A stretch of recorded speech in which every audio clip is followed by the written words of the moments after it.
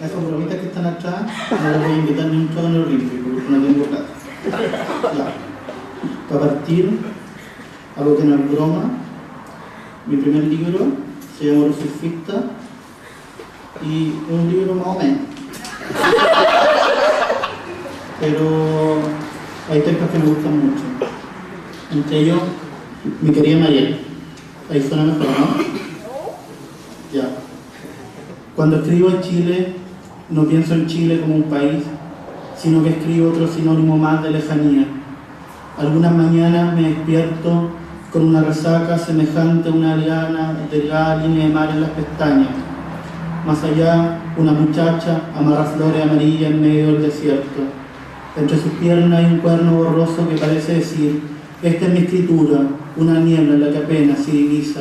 Escribiré siempre decir lo mismo, ahora voy a escribir un verso genial, algo digno de Yeats, una ensoñación, sobre una Venus que reposa desnuda en un estanque de peces.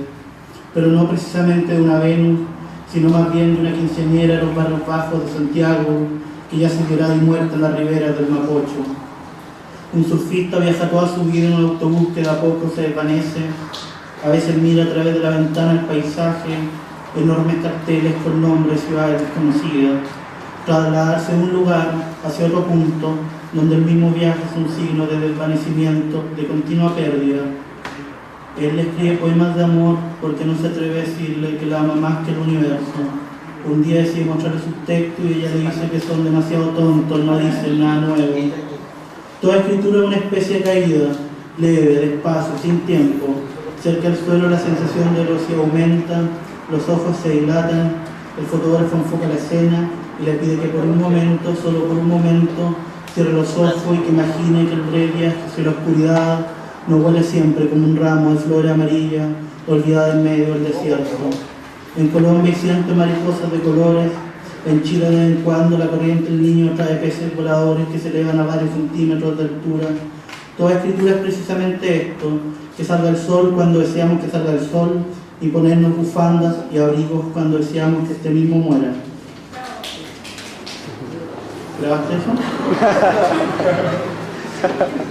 ¿Grabaste eso?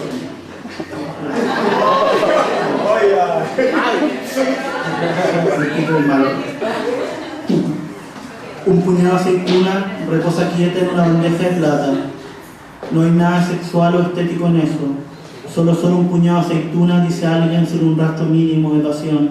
Los invitados a veces miran entre sus anteojos el paisaje, un débil horizonte que se empaña. Dos desconocidos que sin querer se encuentran, se bajan de sus automóviles y pasan a ser parte de la misma fotografía.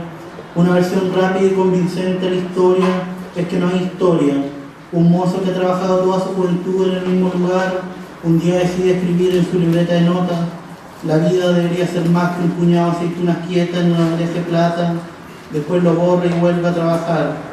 Más allá del sonido del mar, de la ola rompiéndose, la brisa que mueve la hoja del cuaderno, el vaho que se eleva, el paisaje se ilumina.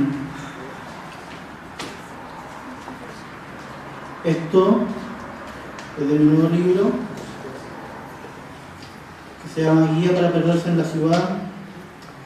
Como lo trajo una chica de Brasil llamada Angélica Freitas, un excelente poeta, así que va a salir ahora en Sao Paulo, para tomar caipirinha con las chicas de allá. 1.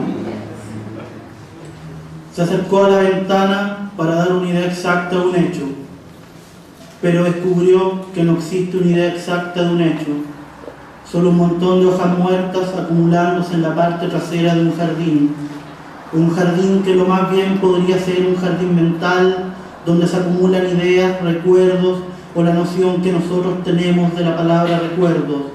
Lo cierto es que se acercó a la ventana para decir: mira, hijo, esta hoja que yace aquí muerta, mientras tú crecías, ella también crecía.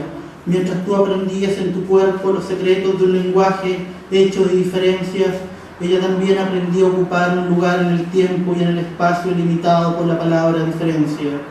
Inclusive ya por esos años, un tipo llamado Ludwig Wittgenstein le decía a su amante al oído: hay tantas palabras invisibles que deseo oír.